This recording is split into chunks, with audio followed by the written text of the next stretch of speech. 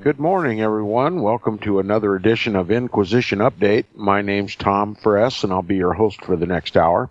You're listening to FirstAmendmentRadio.com. Thanks for tuning in.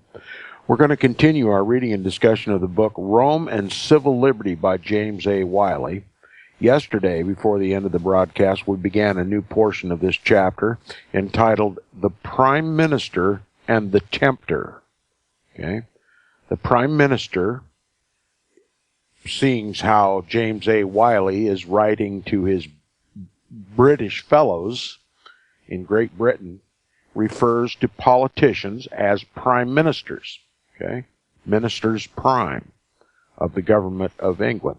But this equally represents politics all over the world. Politicians. Okay?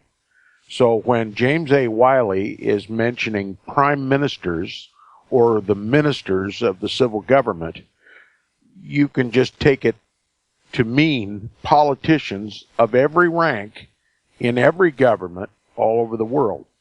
James A. Wiley is about to describe how the Antichrist maintains control over the kings of the earth. He reigns over the kings of the earth. And here's how it happens.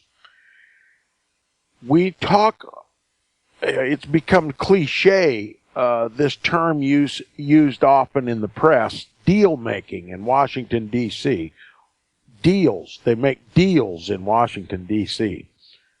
What we're about to talk about is the very mechanism by which those deals are made and the deal itself. This is the power that the papacy and the priests of the Roman Catholic Church wield over the politicians, not just in Great Britain, not just in the United States, not just in the United Nations, but all over the world. See how the system works.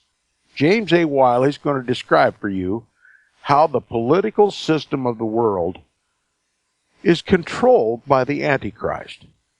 Here's how the deals are made.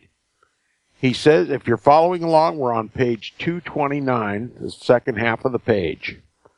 Again, the title of this portion is The Prime Minister and the Tempter, or The Politician and the Tempter. So it applies to everyone.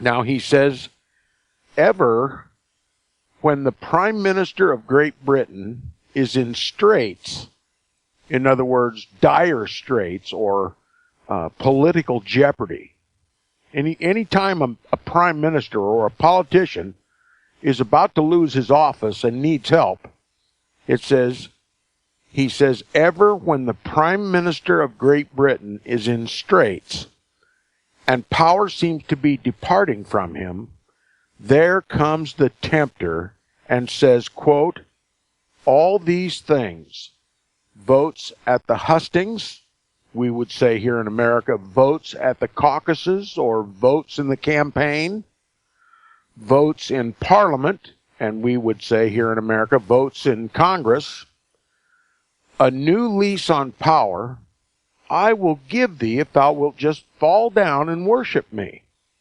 Okay?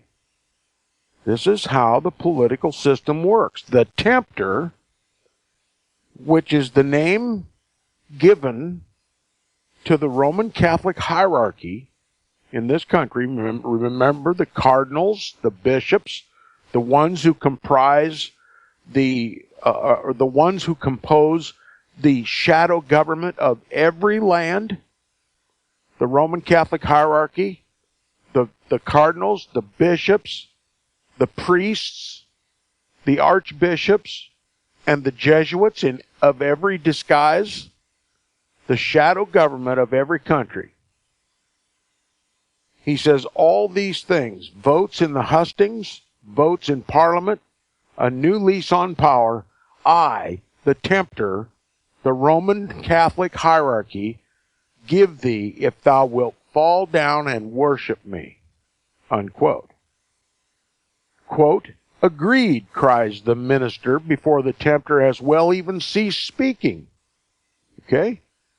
This is the politician accepting the offer of the Romish tempter.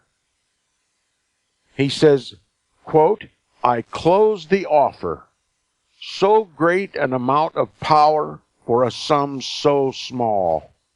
I were a fool to decline so tempting a bargain, unquote. So the politician makes deals with the priest, or the Jesuit, or the cardinal, or the bishop, or the Pope himself to stay in power. Okay? The New World Order, as it exists already, is no different than the Old World Order. The Old World Order operated because the politicians of Europe made deals with the papacy and the bishops and the cardinals, the shadow government of every land. That's how they stayed in power. If they defied the priest or the pope or the system, the Roman Catholic system, they were put out of office or assassinated if necessary. It's the same way today. It's the same way at the time of the writing of this book in 1865. He says, I were a fool to decline so tempting a bargain.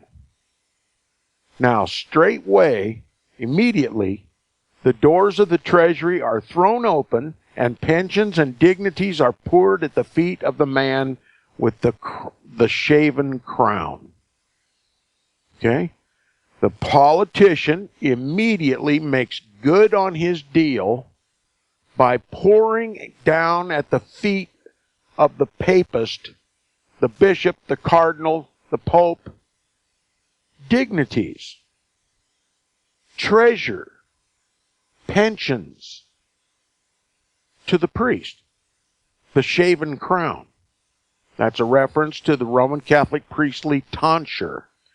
It's a special haircut that is worn by the Roman Catholic priests at the time of the writing of this book. I'm sure you've all seen pictures of it, where the priest shaves the crown of his head. Remember, the Bible says a man is to remove his hat and have his head uncovered. Well, the priests take it a little bit further, and they shave the crown of their head. There have been various different head coverings of the Roman Catholic priests throughout history, but the reference here to the shaven crown is a reference to the Roman Catholic priest, the tonsure of the Roman Catholic priest. This is what visibly distinguishes a Roman Catholic priest from anyone else. They wear a special haircut, okay, the tonsure. All right, immediately after the deal is struck, the doors of the treasury, that is, the doors of the tax money, are thrown open, and pensions and dignities are poured at the feet of the man with the shaven crown. The priest departs with a half-concealed leer brightening his face, and the quote-unquote minister, and you may read that politician, ensconced in the privacy of his closet, rubs his hands and chuckles over his bargain. By the grace of the Pope, he finds himself and his party still in office. By the grace of the Pope, he finds himself and his party still in office. He continues, a few months pass away, and it begins to be seen that for this time at least, the priest is to have the best of the bargain. To those that fish in troubled waters, there's nothing more undesirable than a lengthened calm. Okay?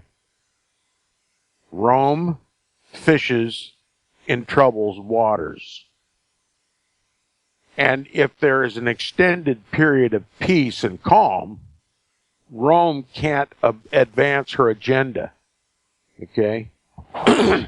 So the priest, after having won all the treasury and all the dignities from the politician and all the pensions from the politician, puts his stick, his crozier, back in the water and starts stirring the water again, putting the politician in political jeopardy again so he can milk the political cow over and over and over. He says, to those that fish in troubled waters, there's nothing more undesirable than a lengthened calm. the horizon becomes suddenly overcast, and the minister, that is the politician, is in deeper waters than ever before. There is heard the knock of someone at his closet door. Again, the old stealthy foot is on his threshold, and again there appears his former friend, come to rescue him a second time. Is there any need for me to explain who this stealthy-footed character is? It's the Roman Catholic priest, the one who benefits when the waters are stirred, the one who stirs the water himself and puts this politician in jeopardy so that he may strike a new deal with the politician. You beginning to see how the system works? This is how the Antichrist controls the kings of the earth. This is the very system that Satan operates. He says, the old terms, in other words, the previous agreement, are propounded a little more imperiously. Pensions somewhat more liberal, and status just a shade higher and better defined are demanded, or descend from power. In other words, you give me more pensions, more honor, more dignity, more power. You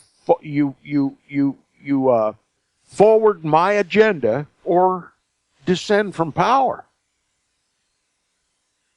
That's the deal that the priest now is offering the politician after having stirred the waters. Now he says the minister has no alternative. The politician has no alternative. He accepts. And when left alone to ruminate over the transaction, he rubs his hands with a little less enthusiasm, while the priest departs, his countenance broadening into the leering smile of grim satisfaction. You think it ends there? Listen again. He says, yet again, troubles thicken round the minister, around the politician. And yet again, his ghostly deliverer stands before him in the silence of his closet. He shows to the tottering statesman the power and the glory from which he is about to descend. Armies no longer led by him. Fleets of ships no longer at his command. Revenues no longer at his disposal. Senates no longer swayed by his eloquence. And majorities no longer voting on his side. Quote, in all these, says the cowled man, will I reinstate thee, provided thou fall down and worship me with money and dignities. Unquote. Again, the knee is bent. Again, he prostrates himself and the empire before the representative of a sacerdotal tyranny, deeply and foully stained with its insult of the queen and its anathemas of her Protestant subjects. And again he stoops to buy its ghostly help, to keep him a few days longer in place of power. But it is this time as before. The promises of the mysterious personage, the Roman Catholic priest with whom he traffics, are broken, and the bargains he has made prove worthless. A political rival outbids him in the grace of the priesthood, and the power he had striven to retain at the cost of his own dishonor and the surrender of the principles of British liberty and toleration, he loses after all and descends from place amid the reproaches and denunciations of the very priests he had labored to conciliate. So you either make deals with the priest or you're out of power.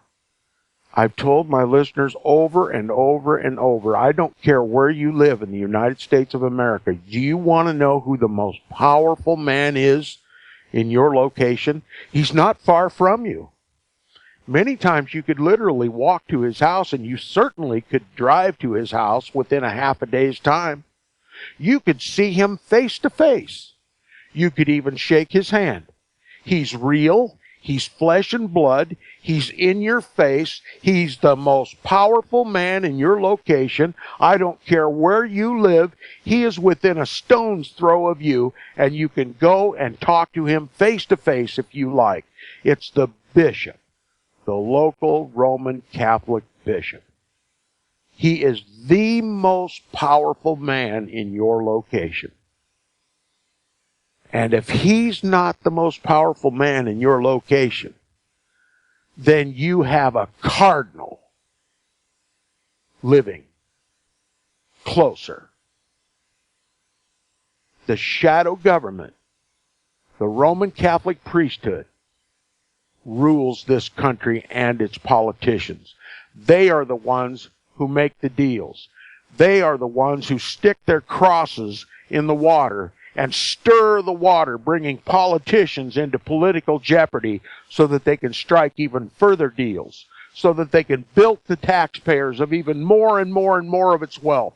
And if they don't get along, if they don't do the priest's bidding, why, you begin to see your industry leave the country.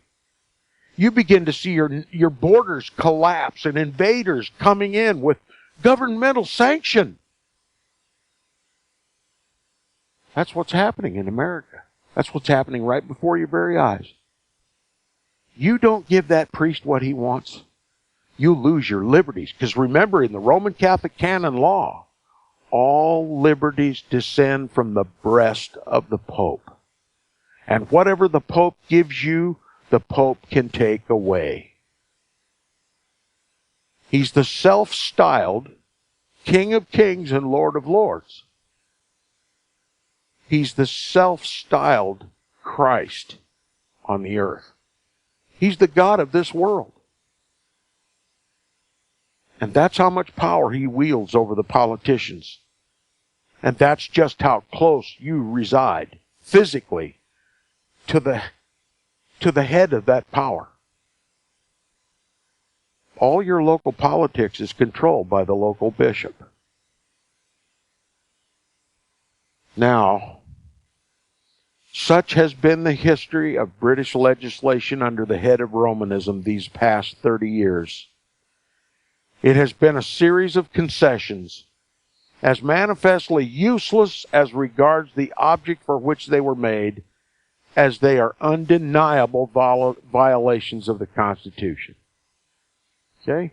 Not only are these deals manifestly useless to the politician who grants them, they are in direct violation of the Constitution. Not just the Constitution of Great Britain, but the Constitution of the United States of America.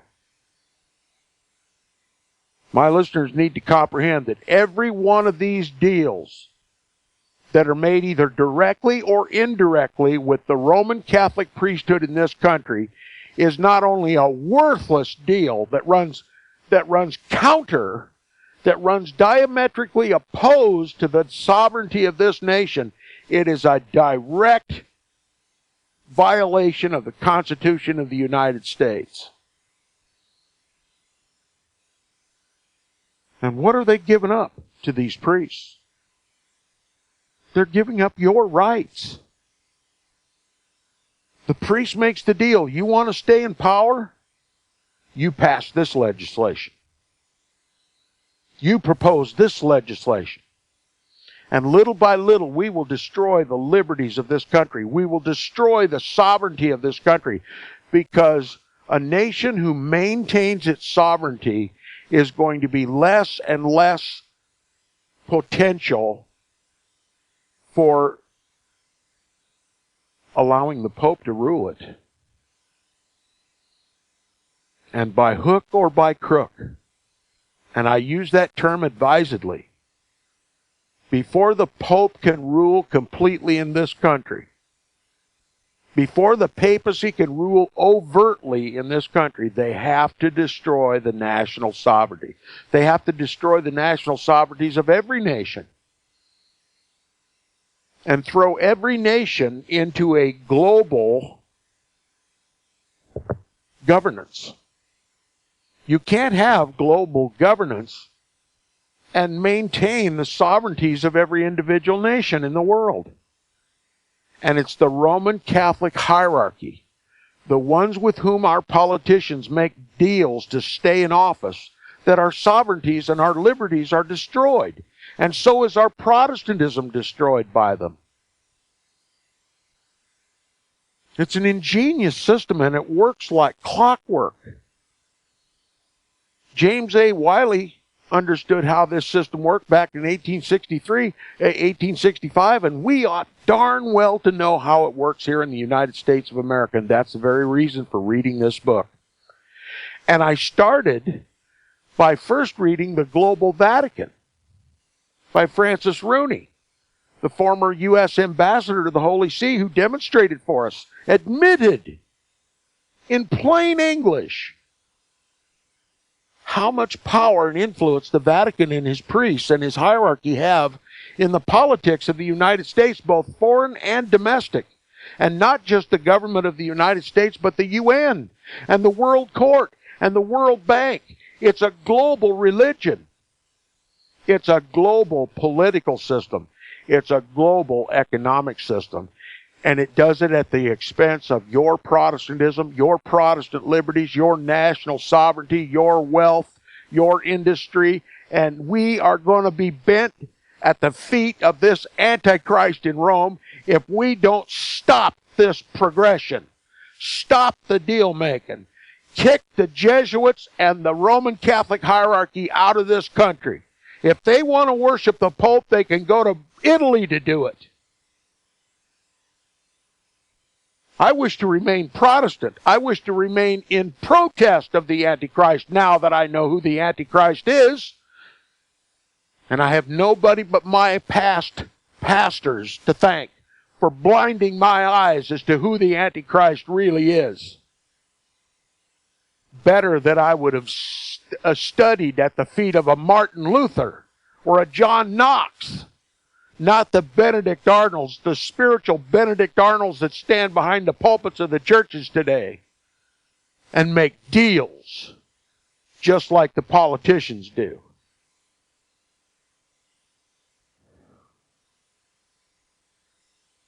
He says, such has been the history of British legislation under the head of Romanism these past 30 years.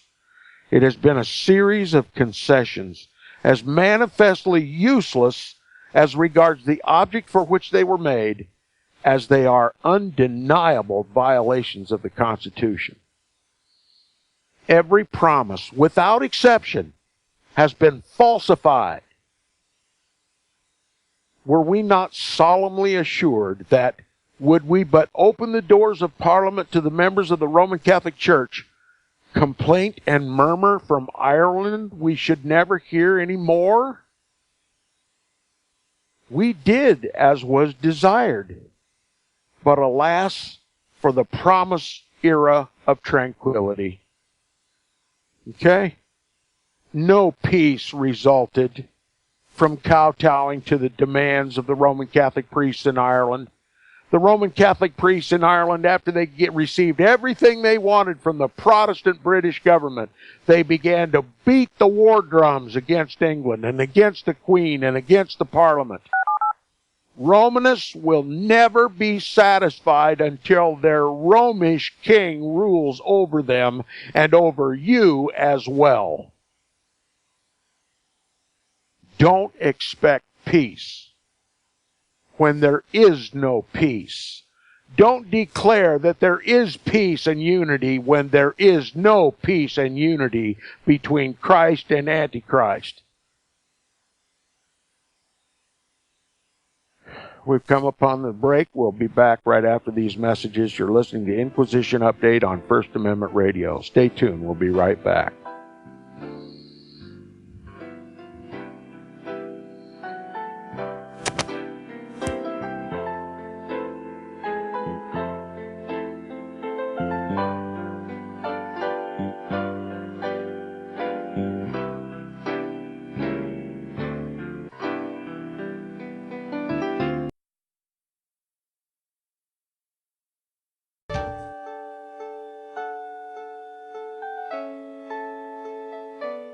The program you are listening to is 100% sponsored by you, the listener, on this First Amendment Rights Media channel. You will notice that there are few commercials on this radio network. There's a good reason for that. Corporate advertising dollars come with strings that limit program content.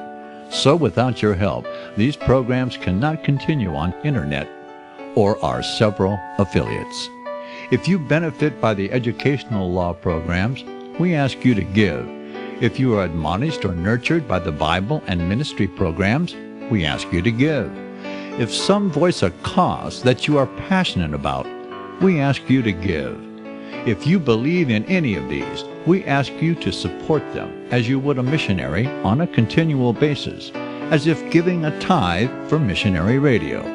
These programs are not commercially viable and must be supported by those faithful to the cause of truth. Look for the button to sponsor your favorite programs at our listen and schedule pages on the internet. Then, when you subscribe, we will send you the last quarterly MP3 CD of that program immediately, and continue to do so with each new quarter. We will also give you unlimited archive access to all of our programs. We're asking you to give much less than a tithe, so that you may also send support directly to a particular program host, cause, and anywhere else the Spirit may lead you. Do all to the glory of our God and Creator, for His holy nation, the only kingdom that will last forever. Thank you for listening.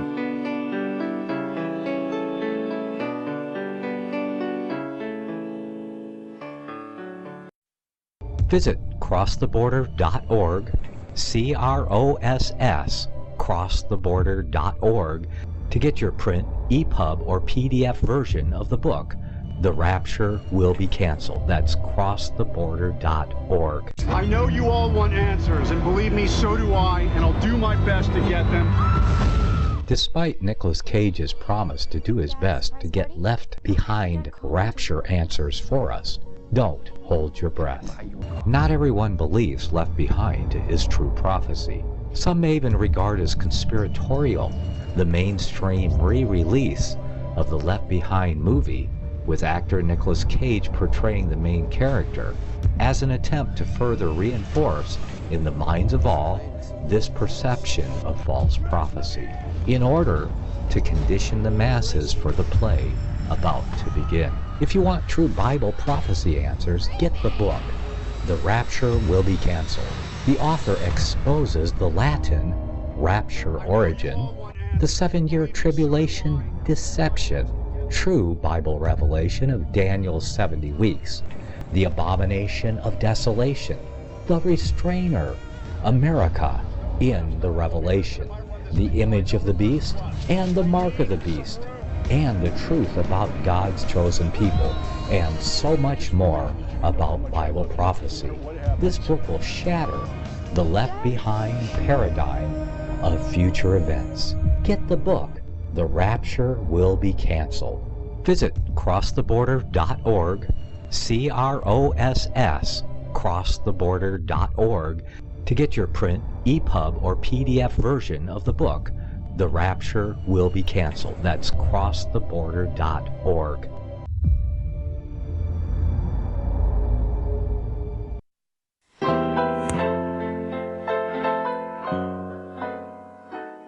Welcome back from the break. You're listening to the second half hour of Inquisition Update on First Amendment Radio. And if you'd like to support Inquisition Update, please support First Amendment Radio, who sponsors it. And if you'd like to contact me, please do so by email. My email address is tom@seawaves.us.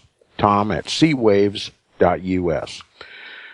Now, Protestant England did virtually everything it could do, everything that was asked of it, to have peace with Romanists. Peace and tranquility. First, they allowed the Jesuits back into the country. They allowed the Pope to issue his bulls and his decretals. They allowed the bishops of the Roman Catholic Church to divide up the land into dioceses and appoint a bishop over each one. The shadow government. They allowed them to build the shadow government for the Pope. Great Britain built colleges at taxpayer expense to raise up the poor Roman Catholic Irishmen. Protestant England allowed the Roman Catholic Church to build monasteries and nunneries and chapels and churches and cathedrals.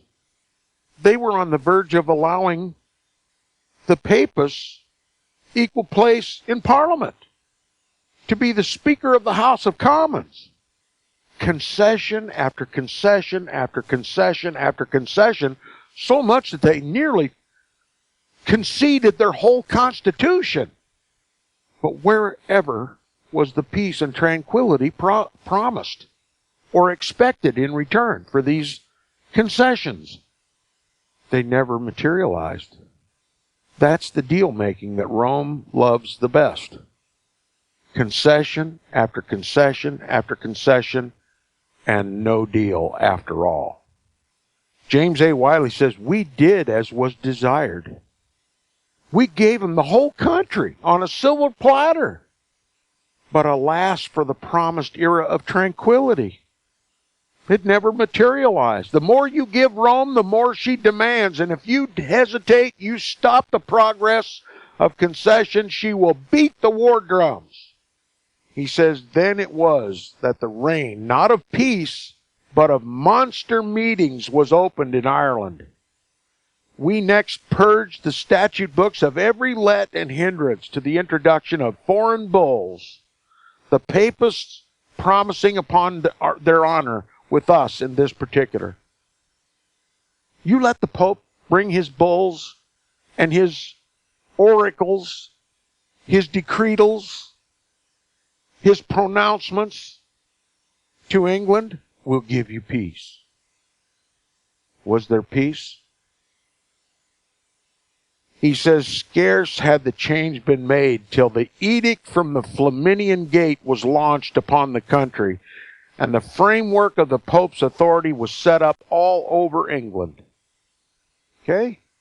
No sooner than they had made the concession, the Pope just kicked down the door, issued his edict from the Flaminian Gate. In other words, I am the king of this country, and my bishops are my servants, and your land is given over to them. That was the edict from the Flaminian Gate. That's what you get when you make concessions to Rome. You give up your country. You give up your liberties. And if Rome has it your way, has it her way, you give up your Christ. You give up the gospel of Jesus Christ and become expert in the gospel of the Pope. He says, we framed the Ecclesiastical Titles Bill, but permitted it to remain inoperative on the assurance that synodical action would be a purely spiritual thing. The first use which provincial synods made of their new jurisdiction was to put down the Queen's colleges. The presence of foreign Jesuits in the country is openly avowed despite the Act of 1829, which forbids their entrance into the country. Monasteries are illegal, but that does not in the least prevent their spreading all over England. Papists were taken solemnly bound not to use the power with which they might be invested to the detriment of the religious establishments of the country.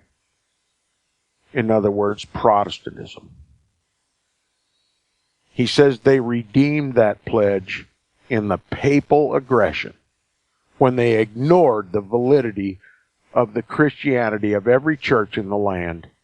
And now the appropriation of the ecclesiastical revenues by one body of religionists they denounce as spoliation and robbery. To almost every branch of the national service there is attached a staff of priests. But has the gold of the statesman made them the tools of statesmen, or conciliate them to the interests of the country, which now to a large extent educates, feeds, and clothes them? These persons are less its citizens than before. The country of the priest is his church.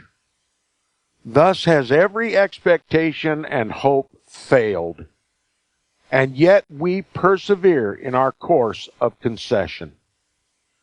Our government are ever surrendering principle. Excuse me. Our government are ever surrendering principle, but never purchasing peace. They are continually conceding without conciliating. And now does not every man see, unless indeed he chooses to be blind, that the more we concede, the more we are asked to concede, and that the last concession we never shall see till the hour when there shall remain nothing more to be conceded? The peace of the country is at this hour in greater peril of sudden interruption than it was in 1829. The, quote, messages of peace, unquote, which our statesmen boasted that they had sent to Ireland, have turned out but incentives to war. The Fenian Brotherhood are drilling their bands, and a smoldering insurrection waits the signal from abroad, that is, from Rome, to start up on the soil. The murmur of discontent, the wail of misery, the howl of sedition, the altar commination still distract that unhappy land. Blood still defiles it. The cry of the priest is still, quote, oppression and injustice, unquote. The church still says, quote, give, unquote. From our statesmen, all power and all inclination to arrest the evil have departed. Rapid as has been the deployment of the papal aggression, and formidable as are its present dimensions, we are about to have a yet further extension of it. It is understood that a select committee of the House of Commons, appointed to inquire into the administration of the poor laws, are about to recommend, quote, the appointment of Romish priests as chaplains and the celebration of Mass in union workhouses, unquote.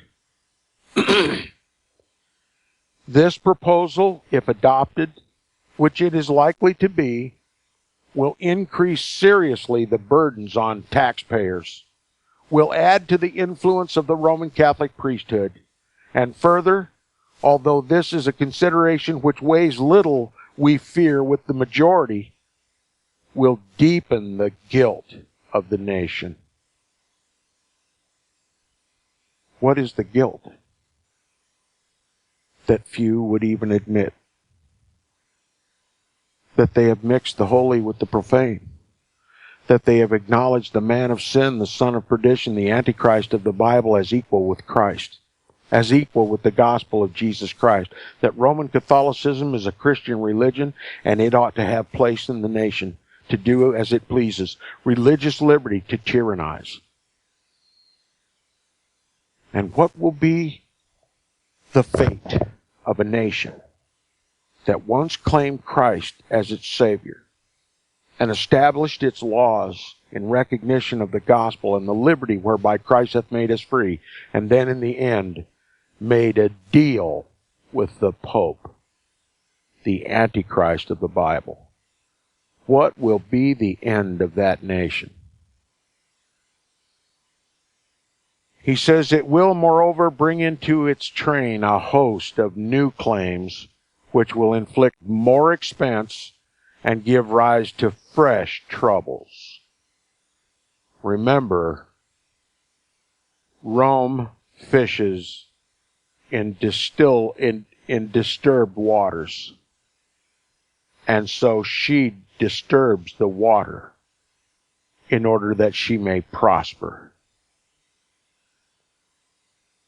To every workhouse in which a Roman Catholic chaplain may be placed, Papists will demand that a separate Romish chapel be added.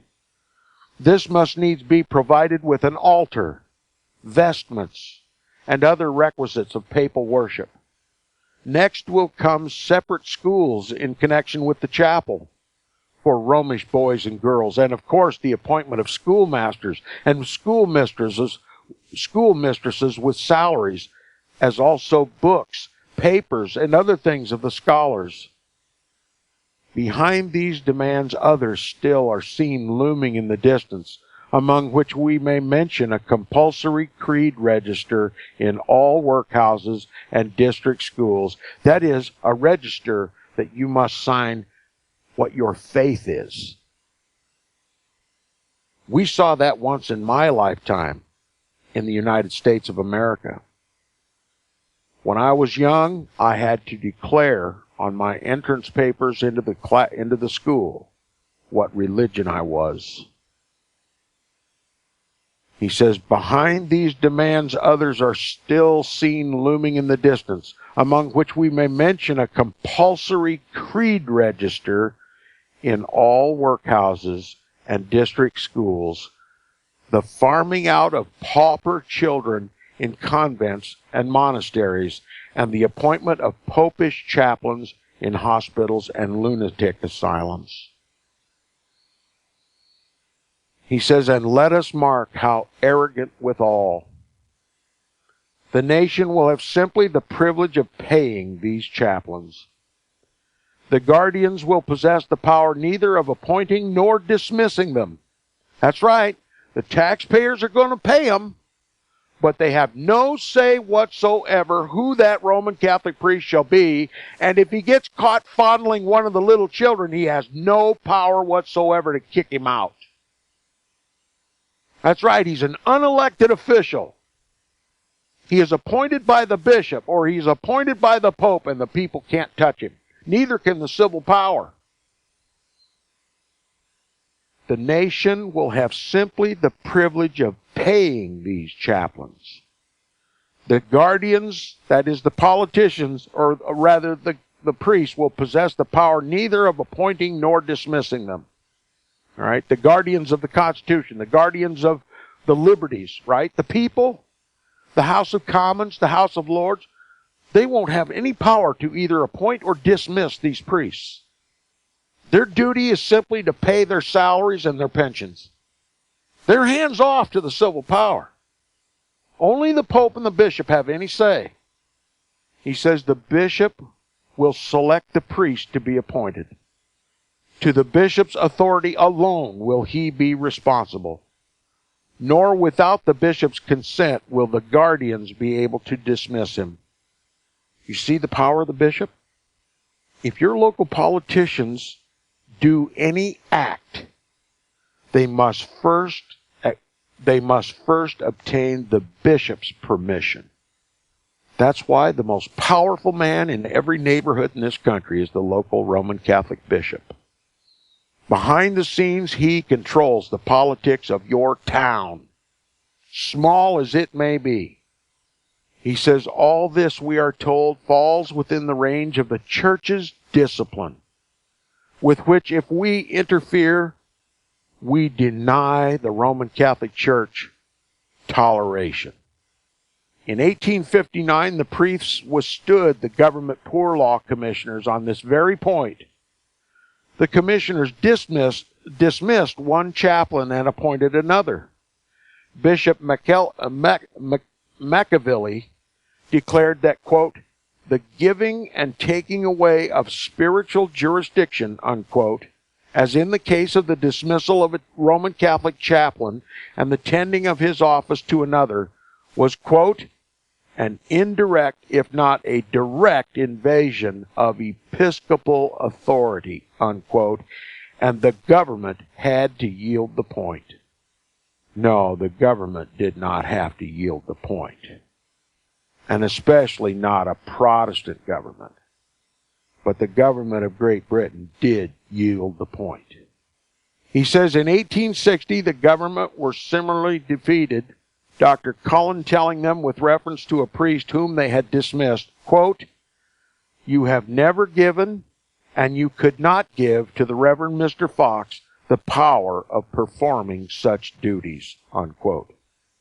And in 1864, the same thing happened at Pontefract, Yorkshire, where the magistrates fixed the salary of a newly appointed prison chaplain of the name of Barron, but which Mr. Barron, to the astonishment of the magistrates, declined, saying that he should not be, quote, allowed to accept the office at the salary agreed upon, unquote, and that he was bound by the orders of his superiors with reference to the salary.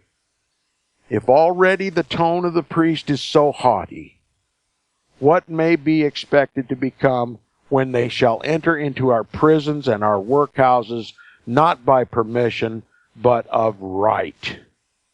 But yet greater principle do these cases illustrate.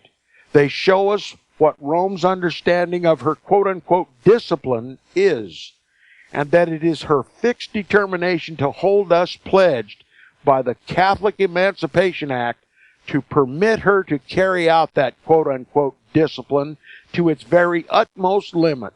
Not, he said, every jot and tittle of the Roman Catholic canon law must she be allowed to exercise, otherwise we deny the Roman Catholic Church toleration. But it is as really a part of her discipline to punish heresy by the stake as it is to give or withhold spiritual functions. And if, when we dismiss a priest whom we pay with our own money, she now tells us that we are interfering with her discipline, when we attempt to rescue some unhappy heretic around whose limbs the Roman Catholic Church has piled the faggots, will she not again tell us that we are interfering with her discipline?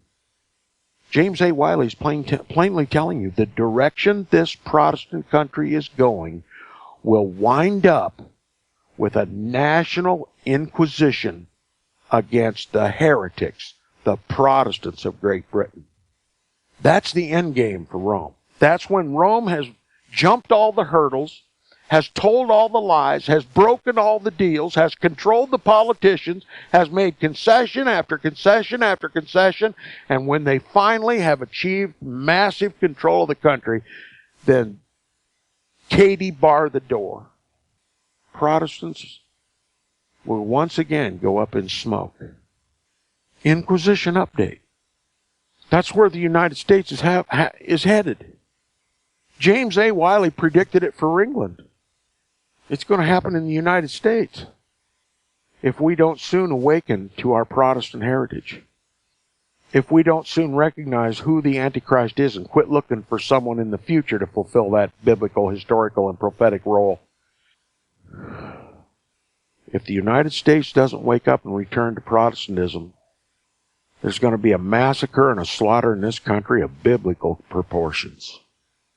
And where will come our help, seeing that we have angered our own Messiah in making deals with the Pope Rome and allowing our entire political system to be controlled by it, allowing our schools to proffer her educational syllabus, to allow our churches to preach her prophetic lies.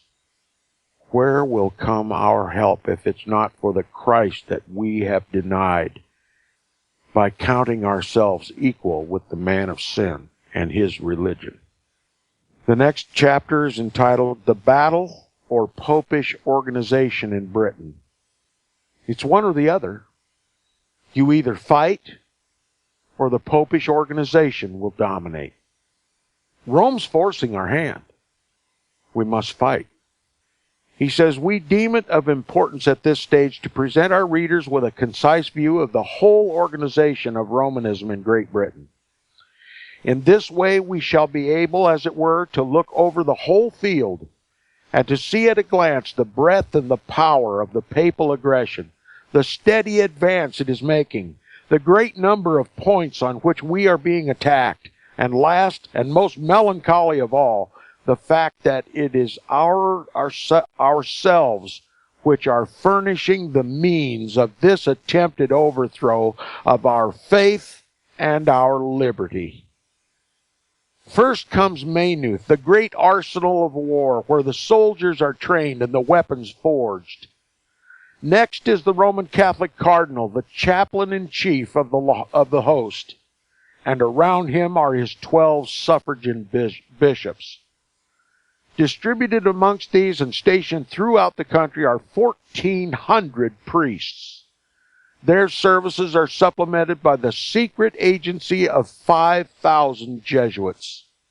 We have a large body of nuns distributed in our cities, having as their duty and their vocation to forage for the church. We have popish congregations daily multiplying. We have schools sending forth year by year a continually increasing body of youth trained in the highest type of Romanism. We have reformatories where our criminals are taught a darker craft than any to be learned in their own dens.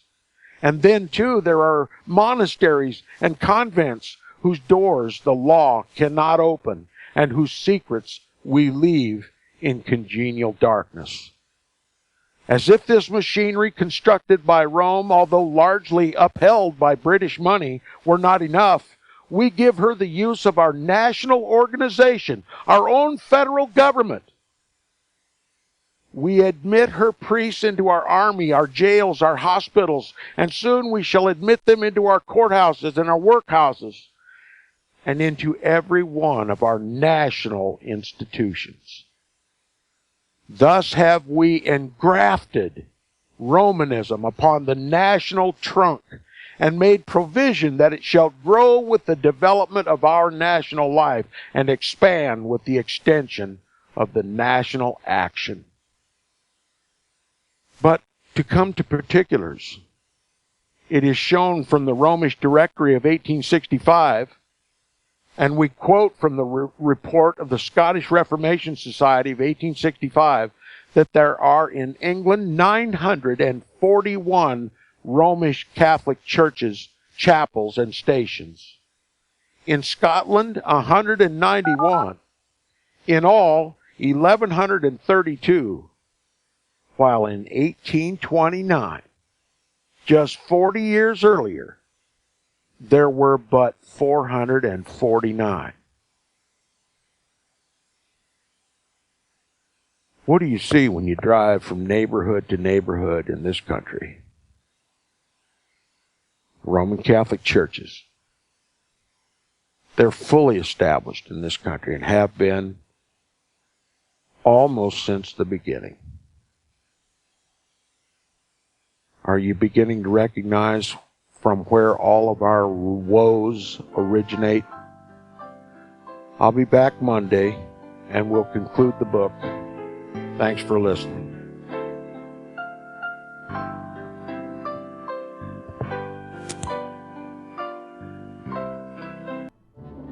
The book of Revelation says, "The spirit of prophecy is the testimony of Jesus Christ." This is at the very heart of FirstAmendmentRadio.com. In that spirit, we have created the Prophecy Reality News app for all of your mobile devices, streaming First Amendment Radio 24 hours a day, 7 days a week. Available for your Apple, Android device, and smartphone, absolutely free. Get the Prophecy Reality News app installed today, so you can listen to First Amendment Radio wherever you are. The Prophecy Reality News app. Get it now.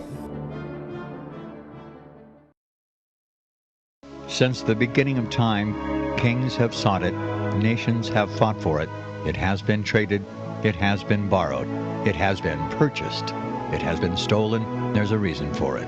To secure the blessings of liberty to ourselves and to our posterity.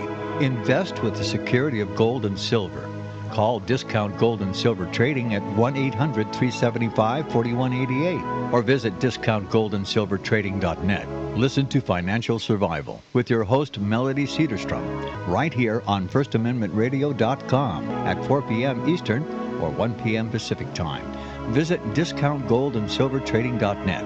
or call Discount Gold and Silver Trading at 1-800-375-4188. Toll free 1-800-375-4188.